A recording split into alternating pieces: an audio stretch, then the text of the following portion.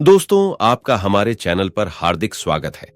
दोस्तों, हम आपको सनातन धर्म की पौराणिक कथाओं की जानकारी देने का प्रयास करते रहते हैं।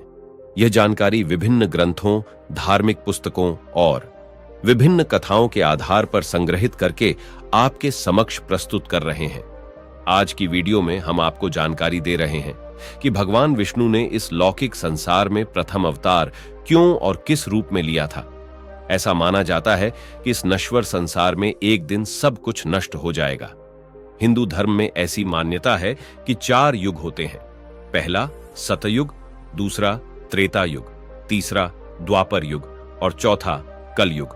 और कलयुग के बाद फिर महाप्रलय होगा और फिर से सतयुग की स्थापना होगी और यह क्रम अनवरत रूप से चलता रहता है। आइए जानते हैं कि भगवान विष्णु के प्रथम अवतार के विषय में।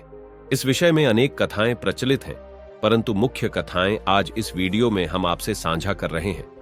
भगवान विष्णु के प्रथम अवतार का नाम मत्स्य अवतार है। यह अवतार भगवान विष्णु ने मछली के रूप में लिया था।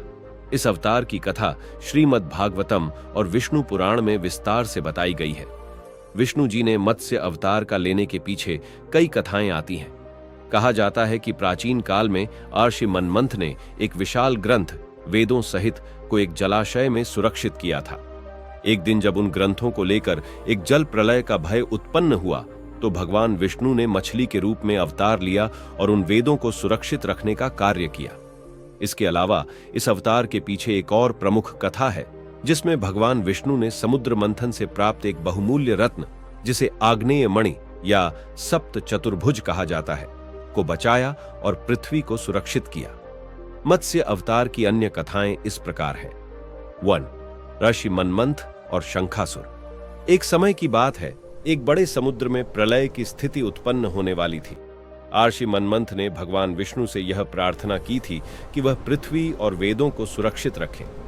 भगवान विष्णु ने इस प्रार्थना का उत्तर देते हुए मछली का रूप लिया और मनमंथ को यह बताया कि अगले कुछ समय में एक महान जल प्रलय होने वाली है, जिसमें पृथ्वी और वेद नष्ट हो जाएंगे। 2. मछली का रूप और नाव। जब प्रलय के समय का आगमन हुआ, भगवान विष्णु ने मछली का रूप धारण किया और एक विशाल नाव के रूप में प्रकट हुए। उन्होंने महर्षि मनमंथ को आदेश दिया कि वह अपनी नाव को लेकर समुद्र में चढ़ जाए। भगवान विष्णु ने अपनी मछली के रूप में मनमंथ की नाव को समुद्र में सुरक्षित रूप से ले जाया और सभी जीवों और वेदों को बचाया। 3.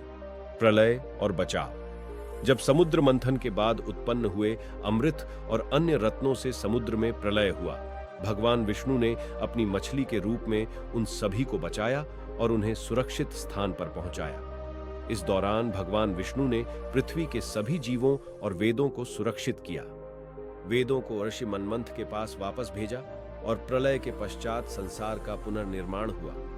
मत्स्य अवतार की कथा हमें यह सिखाती है कि भगवान विष्णु हमेशा धर्म की रक्षा करते हैं और संकट के समय जीवों की सहायता के लिए अवतार लेते हैं। यह अवतार प्रलय के समय से जुड़े घटनाओं को दर्शाता है, जो यह बताता है कि जब संसार संकट में होता है तो भगवान हर जीव की रक्षा करने के लिए प्रकट होते हैं। दोस्तों, अगर आपको यह वीडियो अच्छा लगा है तो हमारे चैनल के साथ जुड़े रहिए।